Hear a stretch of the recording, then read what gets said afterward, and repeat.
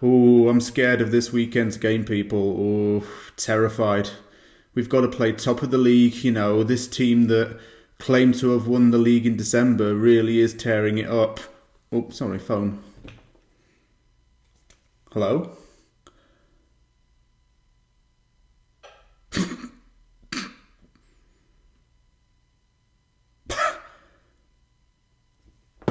May I be corrected? Tottenham have blowed it again.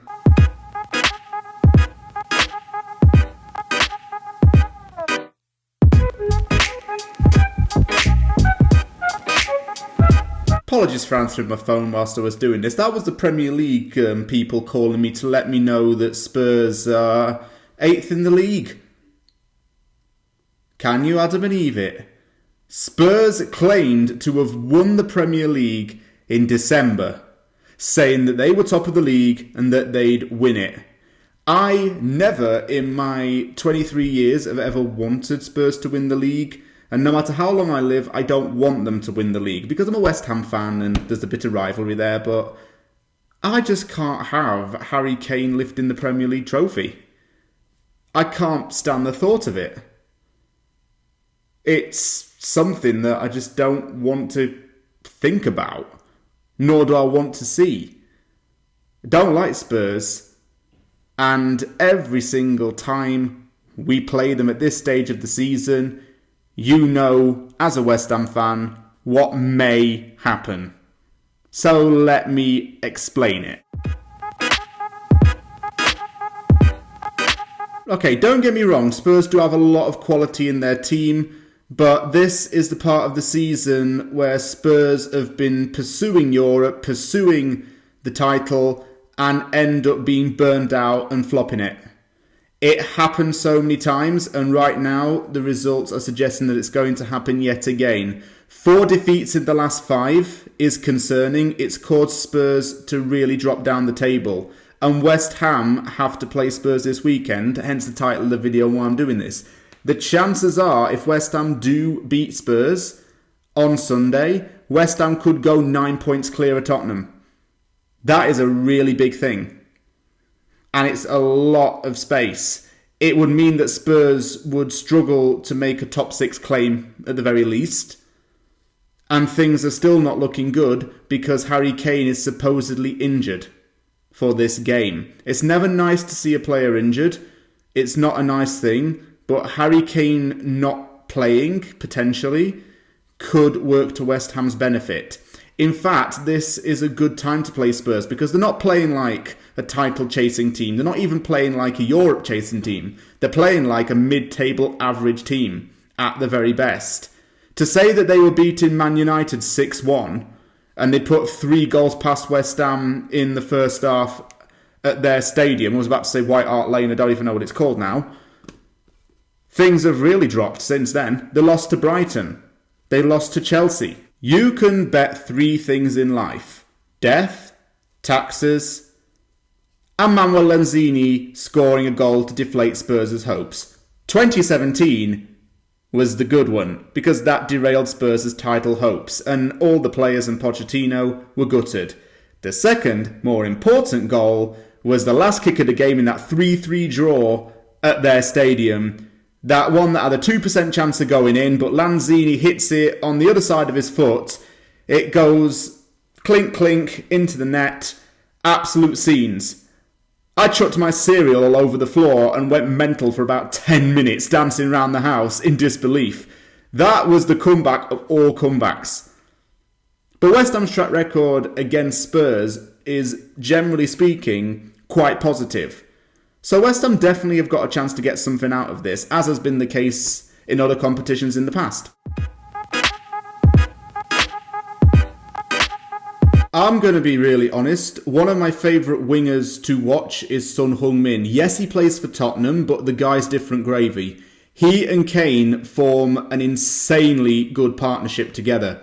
Son Heung-min has over 60 goals in 5 years as a Premier League player and is the highest scoring Asian in Premier League history. He's also a really big celebrity in South Korea and in Asia as well.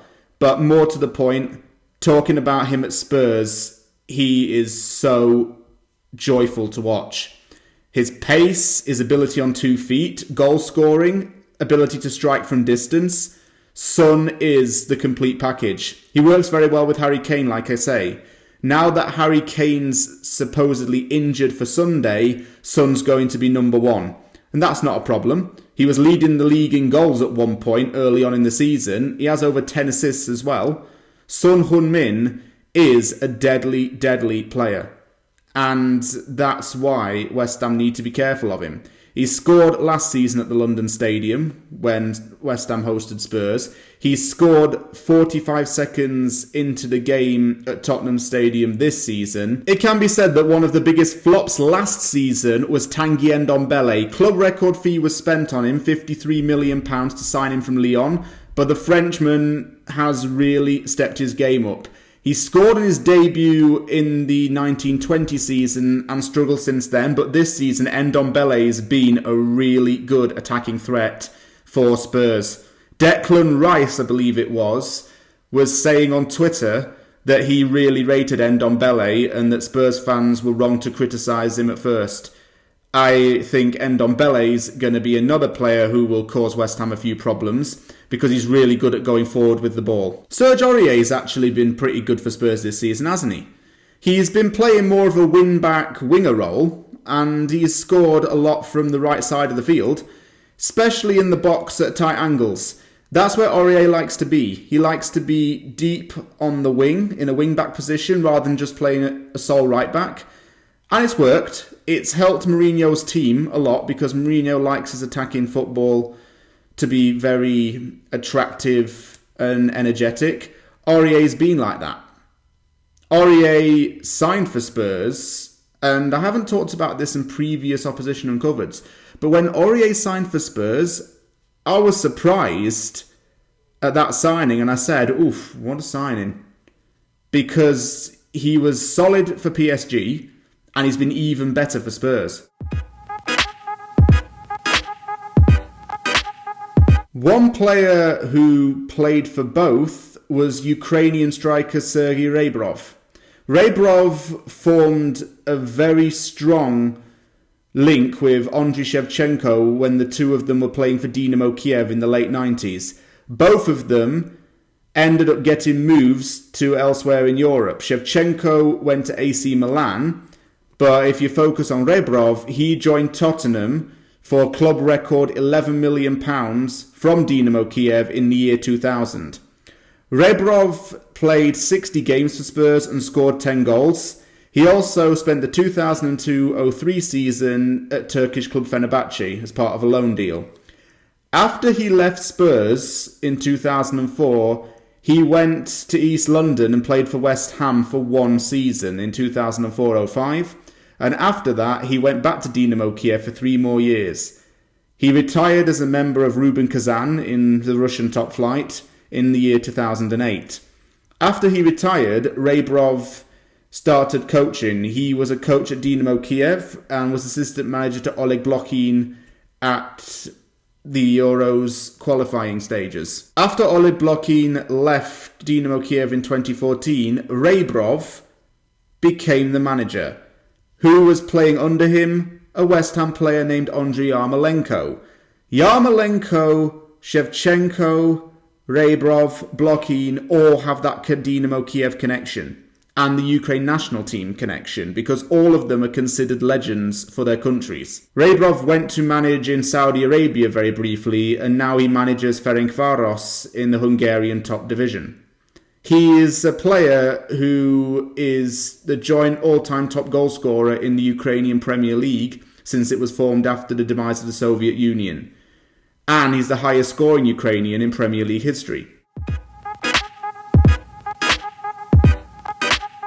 We need to go all out there against Spurs. We need to do them in because they're not playing to their strengths right now. And it's that time of the season when Spurs are weakened and run down from trying to push on to Europe. That's what causes them to slip. They get tired out from working so hard from the early stages to the mid stages of the season that they can be burnt out towards the end. So West Ham are playing Spurs at a very good time when it's between February and April. I would say West Ham to win 1-0 against Spurs on Sunday. Thank you very much for watching Opposition Uncovered. I have to get up at 5 a.m. my time to watch this game, so this better be worth watching, because I don't want to have to get an early night on a Saturday, only to wake up early on Sunday and it be for nothing. So West Ham, don't let me down in that sense, okay? If you like the video, hit the like button, subscribe for more content. The aftermath of the Spurs game will, of course, follow on Sunday afternoon. Thank you very much for watching, take care, and I'll see you all soon.